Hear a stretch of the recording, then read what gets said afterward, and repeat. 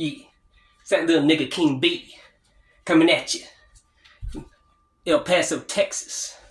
I drive a fucking Lexus. Hell yeah, nigga. And it ain't Kansas.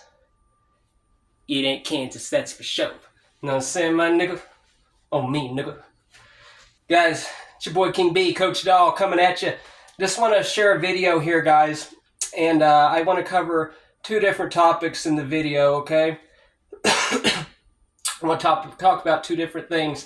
Mainly, I want to tell you the story of Secretariat, the racehorse.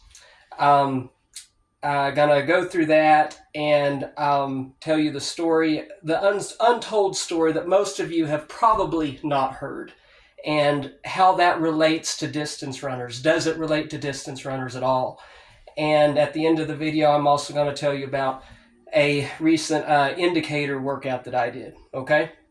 So, Secretariat, he's a racehorse.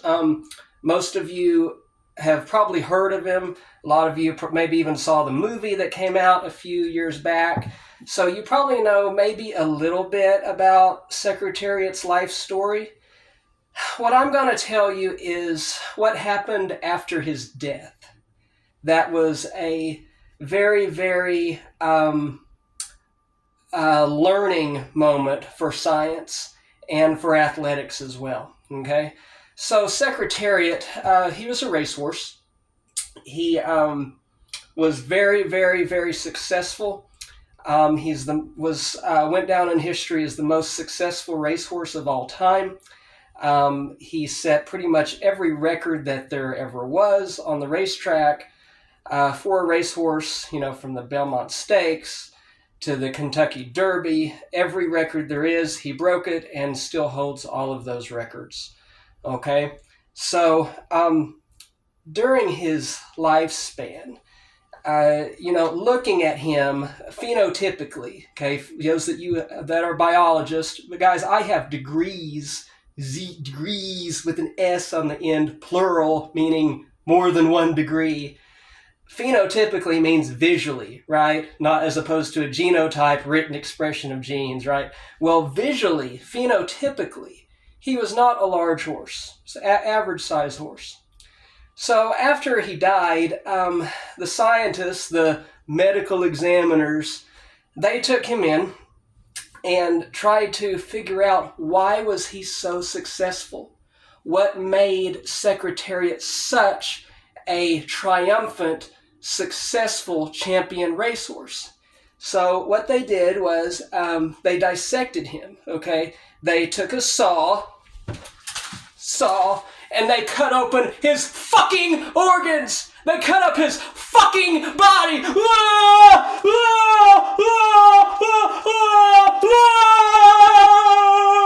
With a fucking saw. They cut him open to learn about his physiology and his interior. When they did that, they observed something that was psychologically astounding. They observed that his organs were 7 times larger than any other racehorse's. His heart was 7 times larger than the average heart of a racehorse. His lungs were 8 times larger than any other racehorse. His interiors, guys, his interior organs were massive and gigantic. Even though he wasn't very big, his interior organs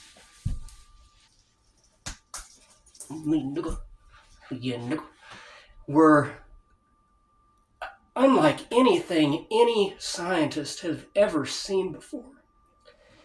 And having those massive organs, that massive heart, that massive lungs, that enabled him to have a higher metabolic output. and outrun all of the other racehorses. He was born with larger interior organs. And they saw that when they cut him up. So that is the secret to his success. And my question, guys, is, does that apply to humans? Does that apply to human runners, distance runners? The answer to that question is absolutely. Absolutely. I'll give one a little older example and then a newer example. Alan Webb, if you were to ever cut open, use a saw, his organs, guys, his heart and lungs are larger than probably any human being that's ever lived. Modern day examples of that. Conor Mantz. Conor Mantz has pretty large heart and lungs. Probably Hobbs Kessler as well. But those are some examples of people who have been very, very successful because nature, science, God, whatever you want to blame it on, they are an anomaly, and they were born with certain larger organs, just like Secretariat. And that's why they were more successful. There's nothing you can do unless you were born with that. There's nothing you can do to get on that level. Okay? So, guys, as a coach, coaching is kind of a visual thing. You can kind of look at other runners, or not other runners, other youth, look at their body, look at their physiology and their frame. I usually look for like a skinny thorax and upper body with a stronger lower body, and sometimes that can kind of forecast that they would be a bigger runner. What you can't do is, I don't have an X-ray. I don't have X-ray vision where I can look inside of people, a young man, and see, does he have a larger heart? I don't have that. But if you suspect somebody has that, you can ask them, hey, do you want to join the team? If they say no, you can call their mom on the phone one night and say, hey, I think that your son or daughter would be successful. Would you maybe consider them joining the team? If they still say no, at that time you kind of have to give up and back off, and it's kind of a lost cause. But the interiors of people really show our inner beauty, and they really forecast how successful that we're going to be. Okay? So that's the story I wanted to share about Secretariat and how that applies to human runners.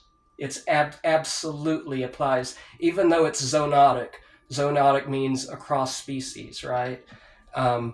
The physiological similarities and the metabolic outputs that are there with human and non-human animals, when they have larger internal organs, that dictates their success.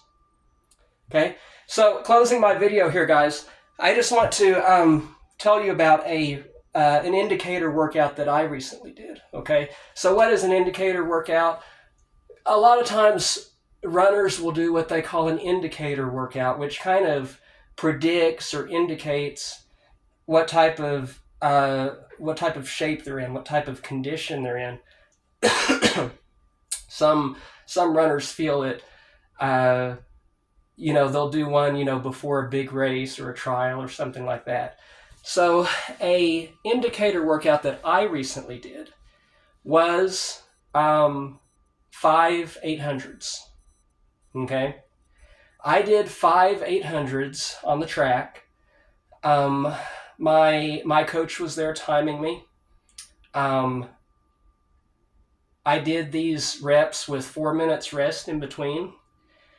My first 800 was a 159, and then my second one was a 158, and then my third one was a 157, and then my next one was a 156, and then I went, and my final one was a 154.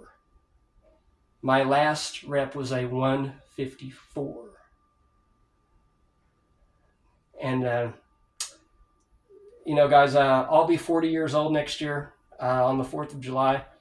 I turn 40 next year.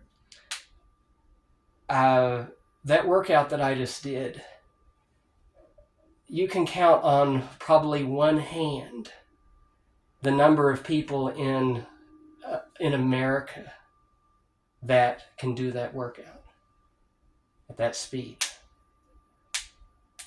Okay, so guys, that workout, it proves not only am I one of the best runners in my area, I'm also one of the best runners in the entire country. So, if you think you can handle that, guys, I'm walking a very, very fine line right now with running a sub 150 800 meters. If I go out and trial, I'm about at 150 now. I've done some trials around 151. When I trial again, I'm right there at 150. So guys, you think you can do that kind of workout, or do you think that you're on that level? I would suggest that you step to me in a race, or you try and do that. Because I'm telling you guys, dude, you try to step to me in the mid distance, dude, I will tear your fucking ass to pieces. I mean, I will rip your fucking, I will fucking tear you to fucking shreds. So, there you go, guys. That's pretty much all I wanted to share. My name is Barrett M. Dahl. Hey guys, today I'm getting the lead out with Led Zeppelin. Fill your fucking guts full of lead. Boom, boom, boom, boom, boom, boom, boom, boom. And I'm rocking with Rock 100.5, The Cat.